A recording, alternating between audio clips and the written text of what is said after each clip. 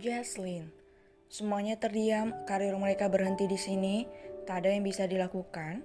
Bahkan akibat perbuatan buruknya, mereka malah dituntut oleh rumah sakit sesuai dengan perjanjian yang mereka tanda tangani saat masuk ke rumah sakit itu.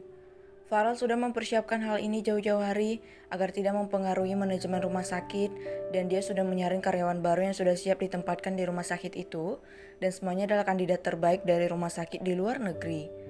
Untuk tim yang akan mengoperasi Arnold, sudah kami putuskan akan dipimpin oleh Dr. Chelsea, ucap Farel tanpa meminta persetujuan apapun dari mereka semua. Semua orang tercengang mendengar keputusan Farel. Ini pertanda kalau tidak ada kesempatan bagi orang-orang itu. Tapi Pak, kenapa kami tak punya kesempatan? Kak, kami senior di sini, kami sudah mengabdikan diri kami di rumah sakit ini. Ucap Aris dengan nada tidak setuju. Dia tidak rela karir yang dia bangun selama ini hancur begitu saja hanya karena kesalahan yang menurutnya sepele. Katakan sebenarnya apa salah kami, Pak? Apa tidak ada pengecualian? Maksudku apa kami tidak diberi kesempatan? Apa aku juga masih kurang, Pak? Tanya Aris yang benar-benar tak setuju dengan keputusan ini. Kurang apa aku selama ini, Pak? Bahkan kurasa kemampuanku jauh di antara mereka semua.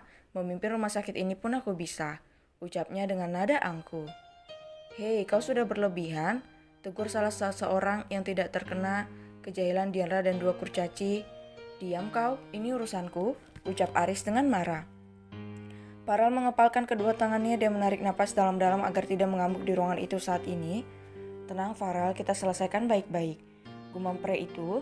Jessica menggenggam tangan suaminya, dia tahu Farel sedang marah saat ini. Aku baik-baik saja, ucap Farel yang ditanggapi dengan senyuman lembut oleh sang istri. Farel menatap Aris, semua orang terdiam. Kau akan dituntut atas pelecehan seksual pada 5 pasien rumah sakit ini. Persiapkan dirimu, Pak Aris. Kau bukan lagi dokter dari rumah sakit ini, ucap Farel. Silakan masuk, tangkap dia, ucap Farel yang sudah melaporkan Aris pada pihak kepolisian. Semua orang tercengang, tak ada yang menyangka akan terjadi masalah lebih besar. Seolah seluruh kegiatan mereka semua diawasi di rumah sakit itu. Semuanya diam gemetar ketakutan. Tidak, jangan lakukan ini. Apa ini semua salah kalian? Kau Chelsea, aku akan membunuhmu sialan. Sejak kau bergabung kau selalu membawa sial padaku, ucap Aris yang meronta-ronta saat dibawa oleh pihak kepolisian. Diamlah, kau merusak telingaku. Aris dibawa, semuanya diam tak berkutik. Apa masih ada yang ingin beradu argumen denganku? Tanya Farel dengan nada dingin. Tak ada yang menjawab, semuanya diam sambil menundukkan kepala. Untuk nama-nama berikut, kalian tetap tinggal dan masih diberi kesempatan kedua dan perbaiki tata krama kalian. Jangan sampai kalian sama seperti orang-orang sialan ini, ucap Farel. Dia membaca 5 nama yang dianggap masih bisa diperbaiki karakternya dan memiliki potensi untuk berkembang. Baiklah, karena sudah diputuskan maka Dr. Chelsea akan mengambil alih operasiku, ucap Arnold seraya menatap Chelsea.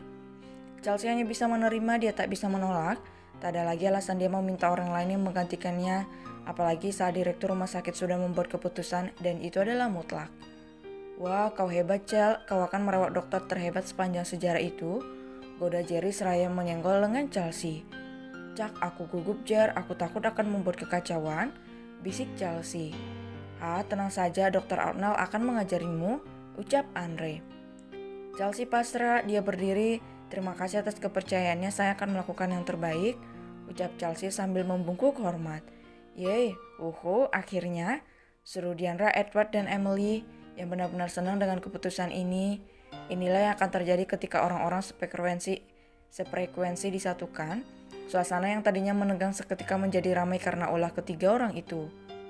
Astaga, Diandra, kau benar-benar seperti anak kecil. Sepertinya ada yang salah dengannya, bisik Arnold pada David. Entahlah, aku juga merasa aneh dengan perubahan sikap Diandra akhir-akhir ini. Terkadang dia tiba-tiba mudah marah, mudah menangis, tetapi hatinya mudah melunak. Aneh, ucap David. Biarkan sajalah, yang penting dia menikmatinya, ucap Pasco. Mereka semua tertawa melihat tingkah Diandra yang malah melompat-lompat kegirangan bersama kedua bocah kecil itu bersenang-senang bersama.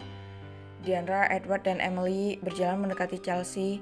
Mereka datang ke dekat gadis cantik itu dengan senyuman bahagia. Melihat kedatangan mereka, sontak Jerry dan rekan-rekannya menghindar dan memberi ruang. Amti gak bisa nolak lagi kan? Udah, Edward bilang kalau harus Amti yang merawat Daddy dan itu kenyataan, ucap Edward yang sudah duduk antang di dekat Chelsea. Amti juga kan terpaksa, ucapnya sambil menggaruk-garuk kepalanya. Dasar kau ini, jangan ragu begitu, aku pasti bisa Chelsea. Aku sudah menyaksikan bagaimana kau beraksi di ruang operasi dan itu sangat keren. Kita hanya tinggal meningkatkan kepercayaan dirimu, kau yang terbaik. Dan direktur dan wakilnya mengaku itu, bisik Diandra. Benarkah? Tanya Chelsea terbelalak, bagaimana bisa orang biasa seperti dirinya diakui oleh direktur dan wakil direktur rumah sakit ini? Tentu saja, mereka mengakui kemampuanmu dan juga rekan-rekanmu itu, ucap Diandra seraya melirik Jerry dan yang lainnya. Tapi aku takut, ucap Chelsea. Tenang saja, Kak Niel akan mengatasi rasa takutmu itu. Aku tahu kau menyukainya kan? Bisik Diandra yang membuat Chelsea seketika itu terkejut mendengar ucapan Diandra, namun dia tak mengelak. Wajahnya malah bersemu merah. Bagaimana kau tahu? Ups. Chelsea tanpa sadar mengatakan hal itu. Dia menutup mulutnya dengan spontan. Jadi benar? Aku hanya sembarangan menebak loh. Wah, ini berita besar. Tawa Diandra terdengar menggelegar di dalam ruangan itu, membuat semua orang menatap wanita itu. Ada apa lagi nih? Pikir David. Kak Niel, aku dapat berita besar. Diandra tertawa terbahak-bahak sambil memegang perutnya yang mulai kram karena kebanyakan tertawa. Astaga, jangan bilang-bilang, bisik Chelsea yang jadi salah tingkah. Dia bahkan tak berani menatap Ornal. Goda Diandra. Please jangan dibilang aku malu, ucap Chelsea yang berbisik sambil memohon pada Diandra. Iya gak bilang, tenang aja kakak ipar. Kekeh Diandra yang benar-benar senang menggoda orang lain. Sementara itu, Farrell melanjutkan perbincangan mereka. Untuk kalian yang sudah tidak berkepentingan di sini, silakan keluar. Kalian tidak akan mendapat kesempatan lagi. Dan gue harap ke depan kalian bisa mengubah sifat kejailan sifat kalian itu, ucap Farrell. Dokter-dokter yang berada dalam daftar hitam itu keluar dengan wajah lesu. Selain babak belur karena Diandra, mereka juga hancur secara karir, benar-benar apes. Baiklah, perhatian semuanya. Berikut adalah dokter-dokter yang akan menggantikan posisi mereka yang telah dipecat, silakan masuk, ucap Farrell. Sekitar 10 orang dokter baru di departemen beda saraf masuk ke dalam ruangan itu.